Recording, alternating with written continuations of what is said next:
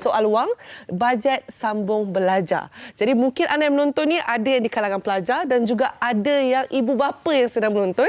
Dan bersama dengan saya hari ini, kita bersama dengan penganalisis ekonomi, Cik Siti Nur Nadira Zainuddin. Selamat datang. Terima kasih. Selamat pagi. Baik, sebelum saya mulakan dengan soalan dia, apakah pendapat Cik Nadira sendiri tentang perkongsian daripada pelajar dan ibu bapa tadi? Okey, kalau kita tengok dari segi perkongsian yang dikongsikan dalam video tadi, saya rasa memang ada dua pihak. Okay. First, memang kebanyakan orang untuk sambung belajar ni memang totally, kalau macam kita dulu memang perlu pinjaman. Kita tak ada pun tanggungan ibu bapa ni. Susah tak ada.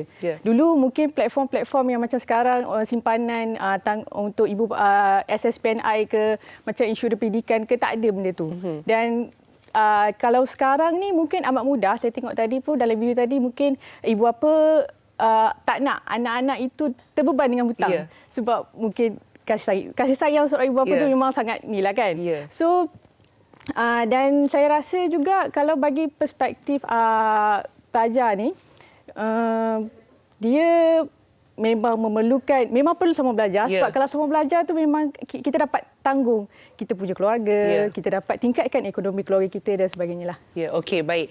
Jadi dekat sini kita melihat dua perspektif berbeza. Saya sangat tertarik sebab bila tengok yang pelajar, sama je dia orang cakap macam ni, saya tak nak susahkan. Kita tak susahkan ibu bapa. Kalau ibu bapa nak bagi duit poket untuk assignment, untuk sewa rumah sebagainya, okey. Dan ibu bapa pula, kalau seboleh-bolehnya ada yang pinjaman, ada juga tadi yang kata alhamdulillah tanggung sendiri. Jadi kalau dari segi perspektif ni kan, ada juga yang nak sambung belajar, katanya macam boleh menjadi faktor sebab memikirkan pinjaman tu bakal menyukarkan di masa hadapan. Apa pendapat Cik Nadira sendiri? Okey, kalau pendapat saya sememangnya betul lah. Sebab kalau kita pinjam, memang kita perlu bayar pada masa depan.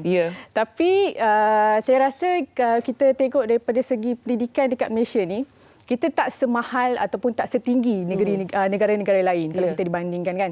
So saya rasa Malaysia ni agak orang cakap baik kalau untuk kita sambung pengajian tu lah. Sebab macam saya cakap tadi, kos untuk yuran apa semua tu, fasiliti semua tak semahal negara-negara luar. So saya rasa pinjaman ni dia ada kebaikan, ada keburukan dia sebenarnya. Saya tahu keburukan dia ataupun kekurangan dia adalah masa depan perlu bayar. Tapi untuk masa sekarang ni dia dapat sambung belajar. Dia dapat apa yang dia mahukan. So that's one of the way lah untuk kita sambung belajar tu. Dan ada juga yang berkata macam mungkin dengan sedikit nilai tambahan tanggungjawab kepada pelajar ini membuatkan mereka lebih berusaha untuk belajar dengan rajin. Sebab kalau yang saya difahamkan, contohlah kita ada macam PTPTN contohnya, kalau belajar dapat pointer sekian-sekian, kalau anda excel atau perform di dalam pelajaran, mungkin akan diberi pelepasan. Mungkin itu juga sebenarnya salah satu saya rasa cabang ataupun faktor yang membuatkan pelajar tu okeylah nak belajar betul-betul supaya dapat pelepasan dari pinjaman. Dapat motivasi sebenarnya. Motivasi, betul. Motivasi. Dia dapat memotivasikan pelajar itu kalau dia buat platform-platform macam itulah. Kalau macam tadi cakap PTPTN tu, kalau dia belajar betul-betul dia tak perlu bayar. Macam itulah. Okey, dan pula kalau kita tengok daripada perspektif ibu bapa, bukan ada ibu bapa yang sedang menonton sekarang ni kan. Dan sekarang kita tahu ada banyak pelan yang kita dah boleh rancang pelan pendidikan anak-anak. Ada yang macam kenapa dia dah buat daripada awal? Sebab tak nak anak rasa susah macam mana yang mama papa rasakan. Macam mana pendapat Cik Nadira dalam keadaan yang sekarang ni, di waktu sekarang ni kita punya pilihan untuk kumpul kalau dari segi pendapat saya, mungkin memang baik sebenarnya ada platform ataupun alternatif yang untuk ibu bapa simpan untuk pendidikan masa depan anak-anak tu. Akan tetapi kita kena tengok dari segi kemampuan ibu bapa itu sendiri. Kalau kita tengok dari segi ekonomi sekarang ni, kita boleh bayangkan yang memang kos sara hidup semakin tinggi dan sebagainya. So saya rasa kalau untuk simpanan tabungan ni, contoh macam kita kata SSPNI, kita juga ada insurans pendidikan dan sebagainya yang di mana alternatif ini untuk simpanan ibu bapa untuk pendidikan masa depan anak-anak mereka. Dan saya rasa kalau ibu bapa yang daripada golongan M40 dan ke atas mungkin mereka mampu. Mungkin mampu untuk kita macam sebulan kita potong RM100, RM50. Okey, kalau bagaimana kalau dengan golongan MB40? Betul. Golongan M40, golongan yang memang kebanyakan golongan ini mempunyai anak yang lebih ramai. So mereka tidak mampu untuk tanggung ataupun untuk potong setiap bulan untuk pendidikan anak-anak masa depan. So saya rasa the way only is kena pergi ke arah pinjaman juga. Betul, setuju. Jadi macam seperti yang dikatakan, tidak semuanya mampu walaupun mereka mahu. Jadi pinjaman adalah salah satu cara untuk membantu mereka ni menyambung pelajaran. Okey, saya ada satu perkara yang saya rasa banyak berlaku. Tadi perkongsian pun banyak. Katanya mereka ambil loan. Ibu bapa kadang-kadang ada bagi duit poket.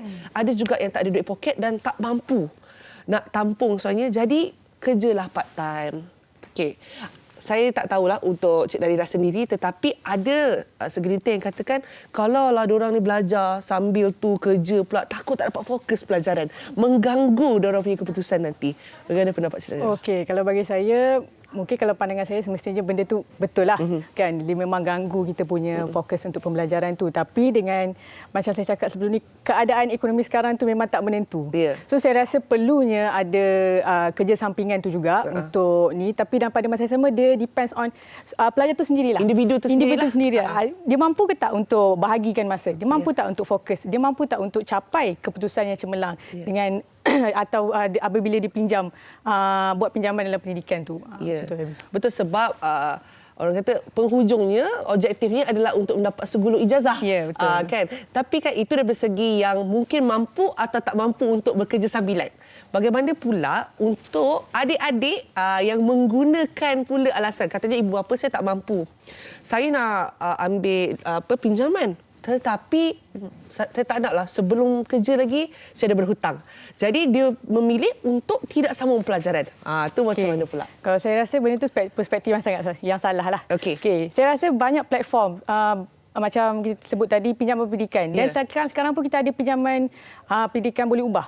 Di mana kalau kita pinjam and then kita belajar, kalau kita dapat keputusan yang cemerlang, kita mampu untuk tidak bayar sepenuhnya ataupun bayar hanya separuh daripada pinjaman kita tersebut. So, saya rasa budak-budak sekarang tak boleh bagi benda tu pinjaman ini sebagai satu alasan untuk tidak sambung belajar lah.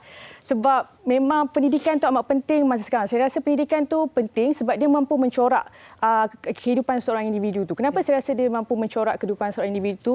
Sebab dengan pendidikan ni, dia boleh menjadikan seorang itu berakhlak, kita tahu, berpengetahuan, berkemahiran dan sebagainya. Dia selaras dengan keadaan ekonomi yang diperlukan sekarang ni lah. Ya, dan saya pasti juga bila kita bercerita tentang peredaran masa dan zaman sekarang, anak-anak muda kalau kita tahu mereka lebih selesa bekerja sendiri. Contohnya kita ada content creator dan sebagainya, memulakan perniagaan di mana bagus. Tapi pelajaran ilmu juga harus diperlukan seiring bersama kan?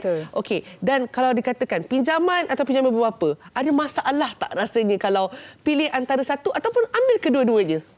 Tak ada masalah. Tak ada masalah. Boleh pilih, nak pilih yang pinjaman saja ke ataupun tanggungan ibu bapa ataupun kita boleh panggil sebagai beasiswa papa and mama. Contoh beasiswa PAMA. Selalu orang sebut itu kan. Sebut itu kan. So saya rasa tak ada masalah. Kita boleh je ambil dua-dua ataupun ambil salah satu. Dia depends on individu itu sendiri. Kalau contoh kita tengok kos education dekat Malaysia ni tak setinggi macam negara-negara macam saya sebut sebelum ni kan. So saya rasa kalau dengan pinjaman mungkin seseorang individu untuk sambung satu kos tidak besarlah. Dia tidak memerlukan tanggungan ibu bapa sekali. Dan mungkin pinjamannya hanya cukup. Pinjaman tu cukup-cukuplah boleh tanggung untuk dapat segulung ijazah tu. Ada certain mungkin kalau kos-kos yang sangat mahal, kita tahu kan, memang memerlukan tanggungan kedua-dua. Pinjaman perlu, ibu bapa pun perlu. So tak ada salah, boleh je nak pergi mana-mana. Asalkan ibu bapa tu mampu untuk tanggung dan kita tak bebankan ibu bapa tu dan kita mampu untuk bayar pinjaman tu pada masa depan. Ya, dia lebih kurang kalau kita bincangkan beban versus tanggungjawab. Tapi sebenarnya pokok pangkalnya untuk sambung pendidikan ni sangat penting dan sangat-sangat digalakkan dan kita punya pilihan. Kalau ibu bapa tidak mampu, kita ada pilihan iaitu pinjaman. Ya, betul. Jadi saya ucap terima kasih kepada Siti Nadira Zainuddin, penganalisis ekonomi. Jadi kepada ibu bapa ataupun adik-adik yang nak sambung belajar tu, jangan jadikan alasan ini untuk tidak menyambung pelajaran anda.